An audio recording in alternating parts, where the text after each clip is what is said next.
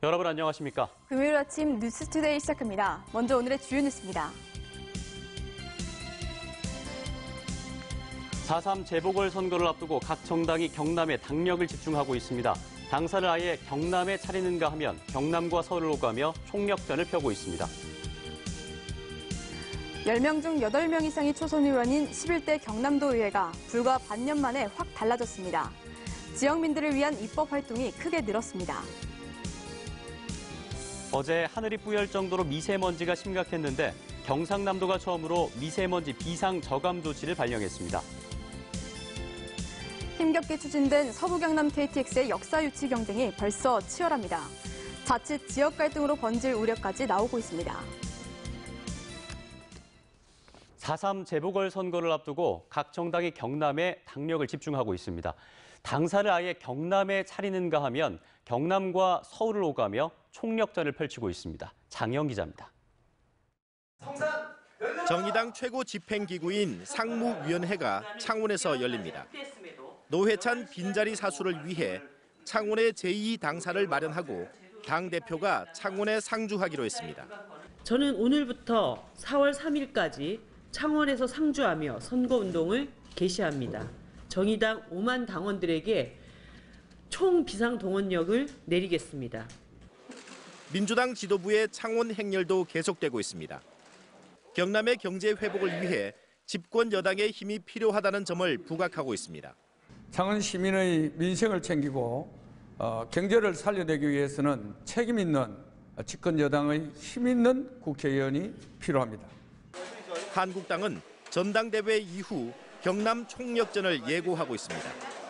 성산 선거구 탈환을 목표로 지역 민심을 파고드는 저인망식 선거 전략을 실행하고 있습니다. 정말 우리가 시민들이 먹고 사는 문제에 거기에 초점을 두고 이야기하는 게 좋다. 그런 점을 보면 정파를 초월해서 민중당은 창원과 서울을 오가며 여론전을 펼치고 있습니다. 진보 후보 단일화는 노회찬과의 약속이라며 조합원 총투표 방식의 후보 단일화를 주장하고 있습니다. 고 노회찬 의원님과 제가 약속사항이 있었습니다. 그 내용은 진보 후보는 단일화하고 진보 정당을 대통합한다라고 약속을 했습니다. 최대 변수는 진보 후보 단일화입니다. 지역 정치권에선 다음 달 후보 등록 전에 진보 후보 단일화가 성사될 거라는 전망을 내놓고 있습니다. 전국 5곳에서 치러지는 4.3 재보궐선거는 경남에서만 2곳의 국회의원 선거를 치릅니다. 내년 총선을 앞둔 각 정당이 경남의 당력을 총결집시키는 이유이기도 합니다. MBC 뉴스 장영입니다.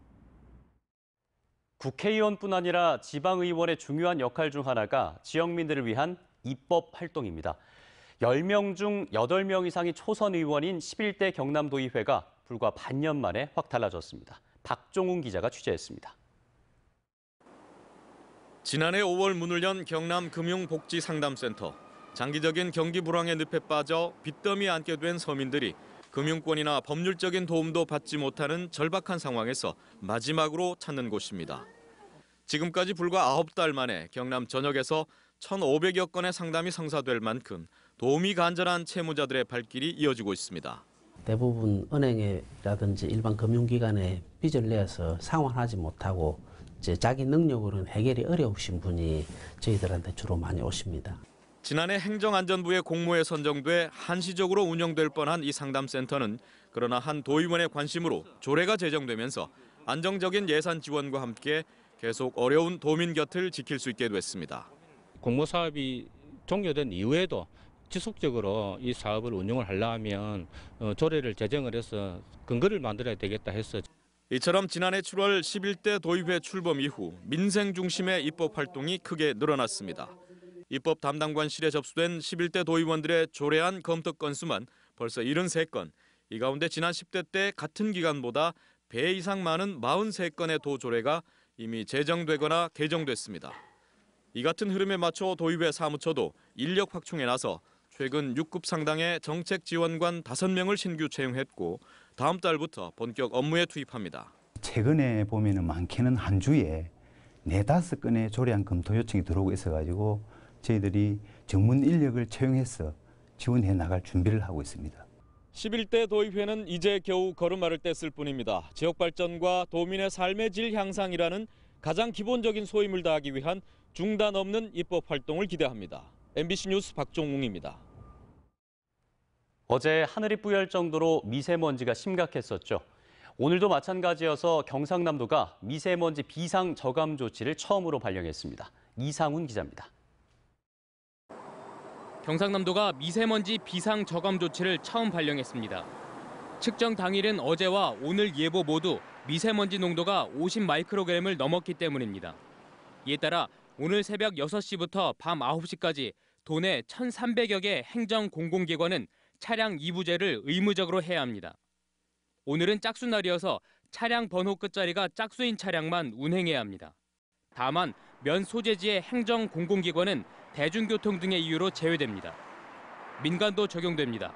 도내 53개 대기 배출 사업장은 단축 운영하거나 운영을 조정해야 하고 1,100여 개 건설 공사장은 공사 시간 단축과 살수 차량 운행 같은 조치를 시행해야 합니다. 불편을 줄이기 위해서 택시 부제는 해제되고 시내버스도 늘려서 운행합니다. 한편 도는 가급적 외출을 자제하고 외출 땐 보건용 마스크 착용을 해줄 것을 당부했습니다. MBC 뉴스 이상훈입니다.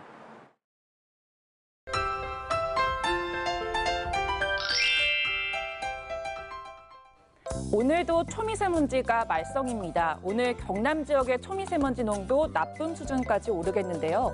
외출하실 때 겉옷과 함께 마스크도 꼭 챙기시기 바랍니다. 오늘 아침 창원의 최저기온 2도, 진주는 영하 2도까지 떨어지겠고요. 낮 최고 기온은 창원 11도, 진주 12도까지 오르면서 평년 기온보다 1, 2도 높겠습니다. 이번 주말은 맑은 날씨가 예상됩니다. 낮 최고 기온이 10도를 웃돌면서 비교적 온화한 날씨를 보이겠는데요. 다만 일교차가 좀 크긴 하기 때문에 건강관리에 유의하셔야겠습니다. 위성 영상입니다. 오늘 동해상에 위치한 고기압 가장자리에 들어 구름 많겠습니다. 경남 내륙 지역에는 옅은 안개가 낀 곳이 많은데요.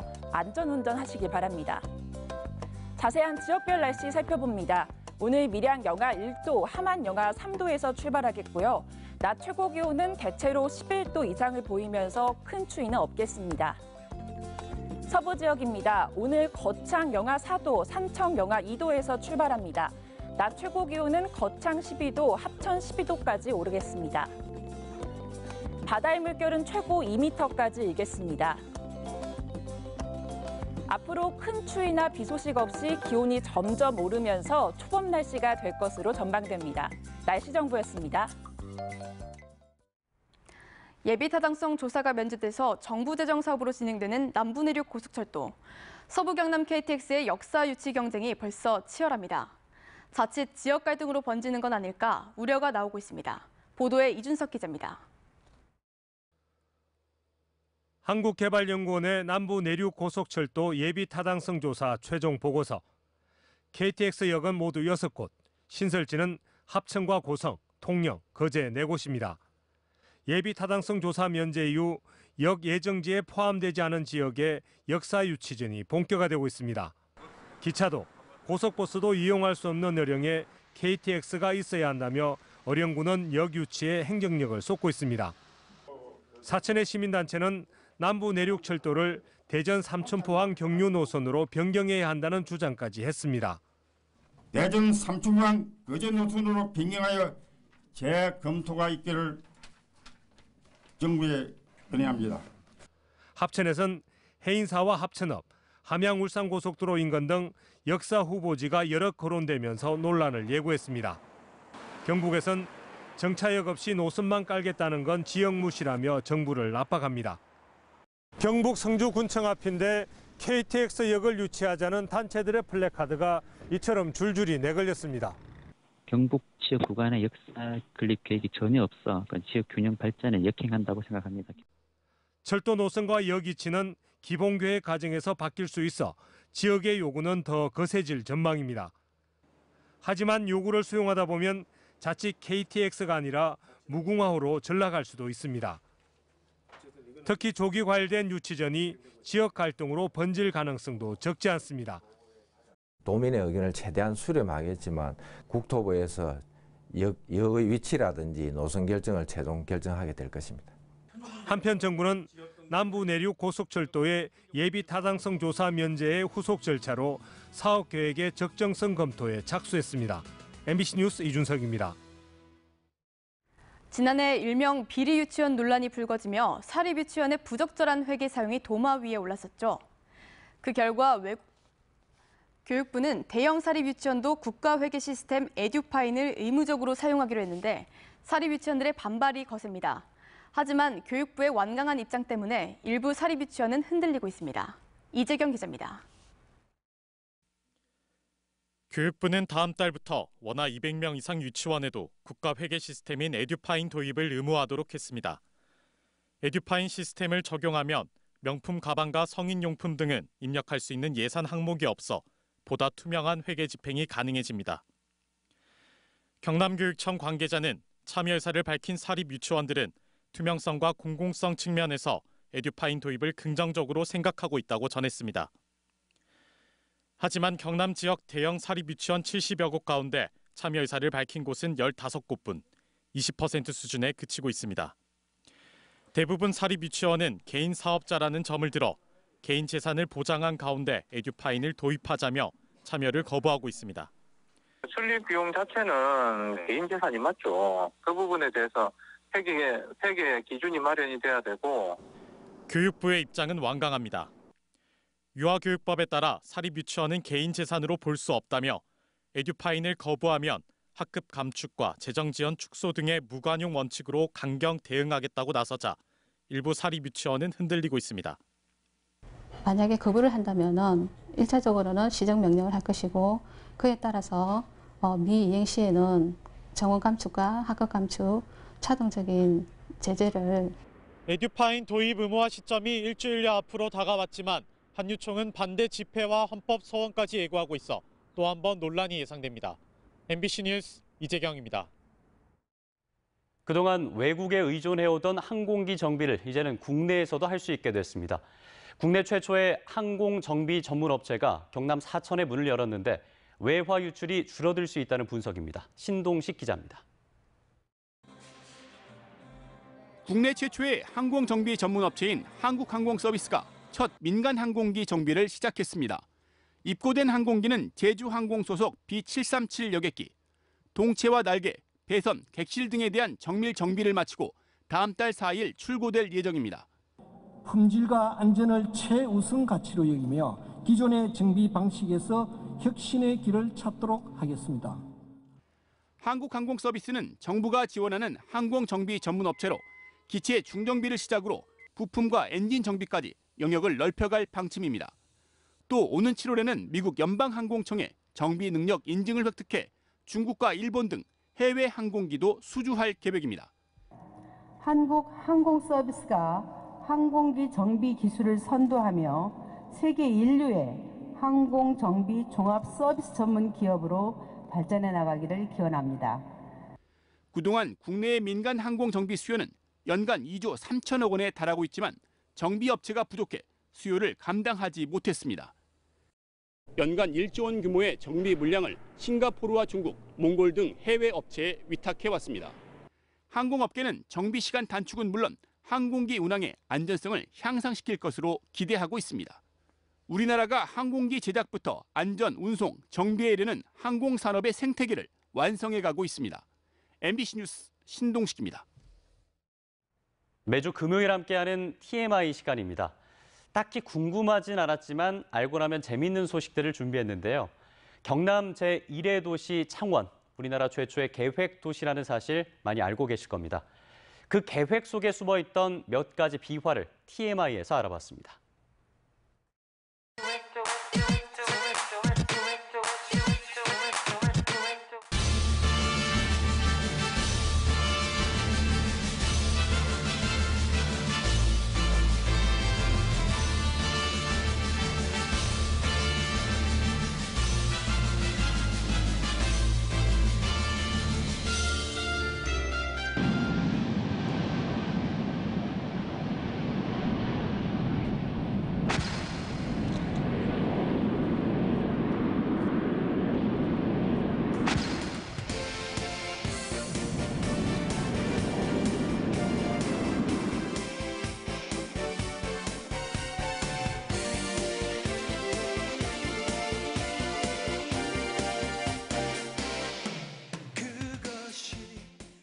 사실입니다. 그거는 또 비상시에 우리가 이착륙할 수 있는 항공기들이 이착륙을 할 수 있는 그런 도로로 건설이 됐습니다.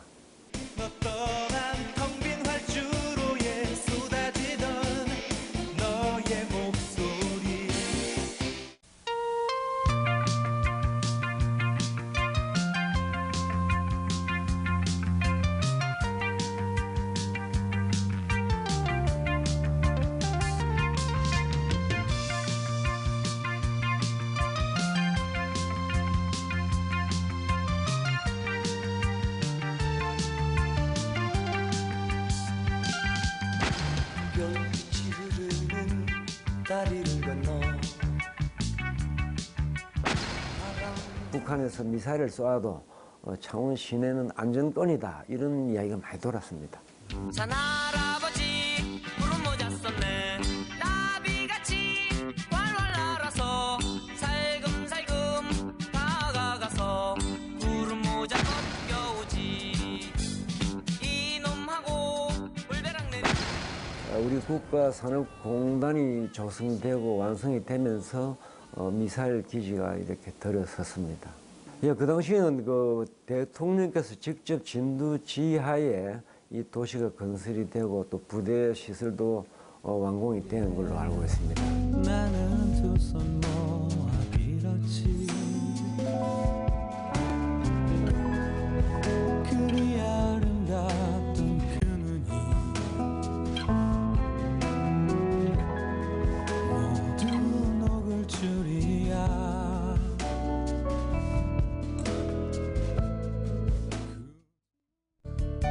내구장 소식입니다.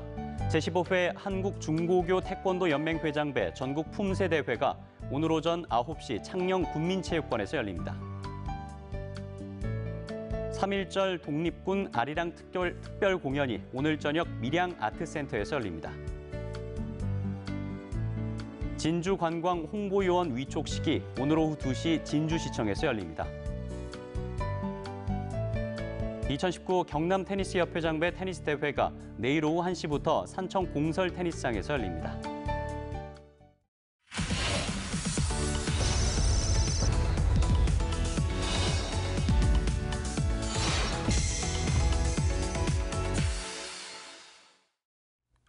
삼성교통 파업 사태 해결을 위해 진주시민소통위원회가 적극 중재에 나서고 있지만 진주시와 삼성교통 양측은 입장차를 좁히지 못하고 있습니다. 진주시민소통위의 중재에서 진주시와 삼성교통은 올해 표준 운송원가의 재산정에는 의견 접근을 보였지만 긴급 경영 안정자금 지원과 지난해 표준 운송원가의 소급 적용에선 여전히 맞서고 있습니다. 한편 양측 모두 학생들의 방학이 끝나기 전에 파업을 풀어야 한다는 데에는 인식을 같이 하고 있어 해결 가능성은 열려 있다는 분석도 나오고 있습니다. 김해시가 어린이와 노인의 건강 보호를 위해 지난해보다 3배 이상 많은 미세먼지 마스크 20만 개를 보급합니다. 시는 오는 3월부터 1억 2천만 원을 들여 만 5세 이하 어린이와 만 65세 이상 기초생활수급자 어르신 등 모두 2만 2천여 명에게 1인당 9개에서 10개씩 총 20만 개를 보급할 계획입니다. 어린이 통학용 노후 경유차를 폐차하고 LPG 신차를 구입하면 보조금을 받습니다. 경상남도는 지난해에 이어 올해도 15인승 이하 어린이 통학용 경유차를 폐차하고 같은 용도로 LPG 차량을 사면 한 대에 500만 원을 지원합니다.